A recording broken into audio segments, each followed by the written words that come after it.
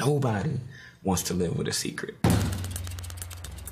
It torments your soul. It bothers your conscience. I created this guy that everybody loved, and I went home and didn't like myself. The effect of holding a secret that long is that you never had the freedom to be you.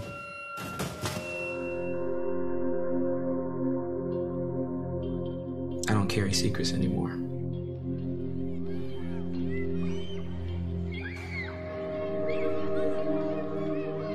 One day, we were playing in a neighborhood. I grew up in a nice little neighborhood and just playing with some friends. There was a neighbor that lived across the street from me.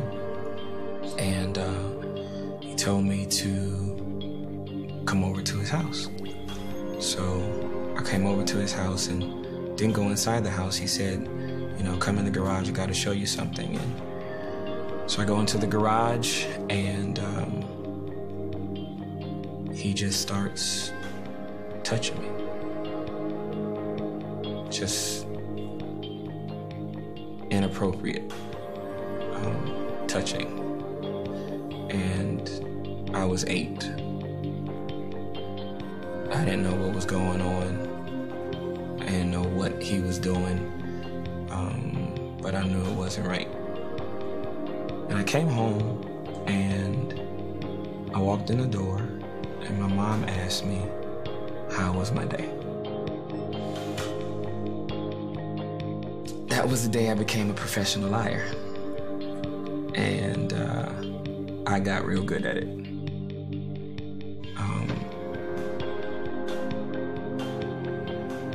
A couple of days later, I got called to the garage again.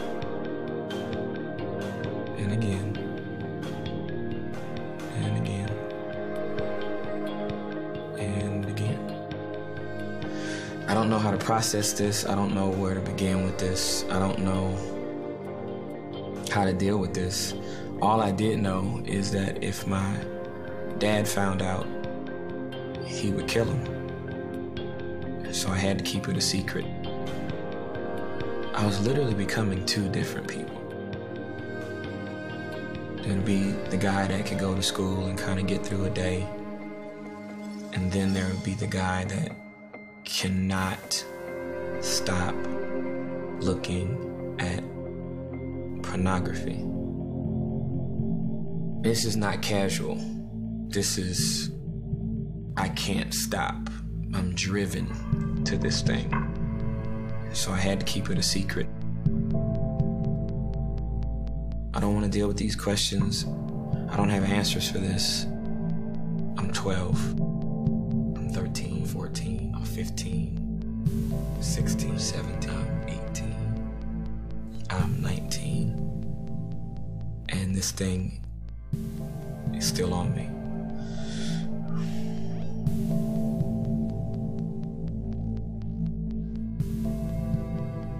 She caught me.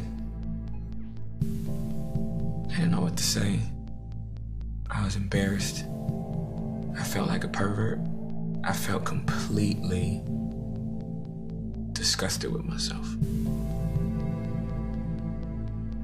Because she's a praying woman, she went back to her room and started praying for me.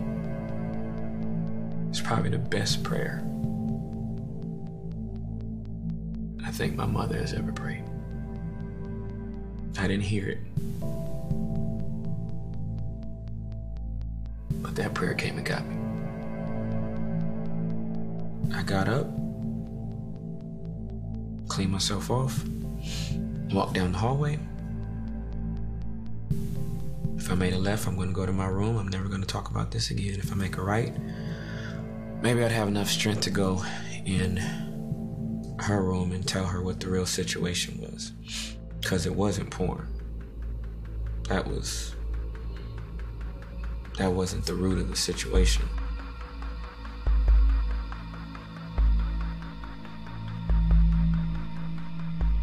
My mom cried. I cried. And Then she went and got my younger brother. He came in the room. He said he got molested by the same guy.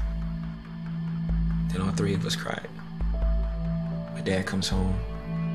We share what happened. And then my mom says that she got sexually abused when she was 6. And then my dad says that he got molested when he was 5. So in one night, my exposure caused everyone to kind of come clean and confess.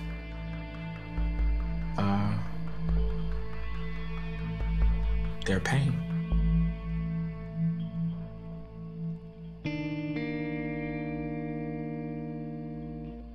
I mean, that night, man,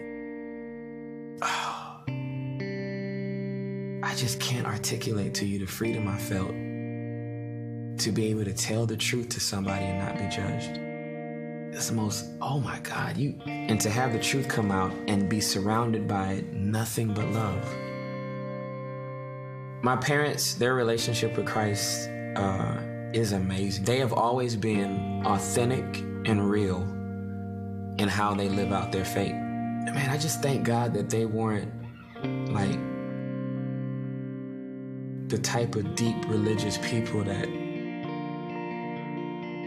can't handle pain. I was just happy that they loved me, that they didn't judge me. We didn't grow up in an atmosphere where we saw any hypocrisy. My parents weren't one way at home and then another way at church. They were the same people. And they told us the right way, they showed us the right way, and then they just prayed for us. And when the Lord got ready for us, when He called, we knew His voice because they taught us well.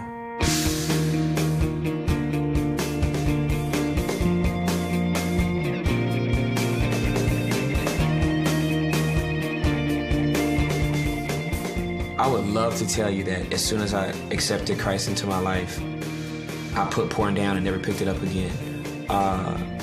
But the fact that the Lord would be patient enough with me, knowing that it didn't take me 5 minutes to get into it, and it probably wasn't going to take 5 minutes to get out.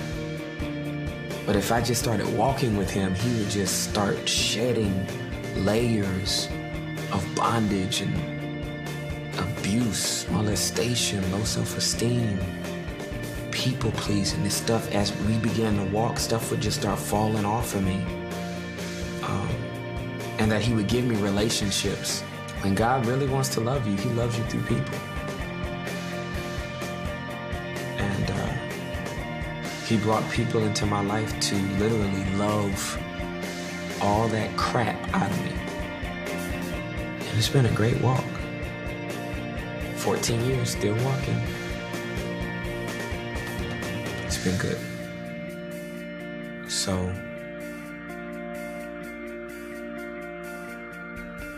I don't carry secrets anymore. My name is Tim Ross, and I am second.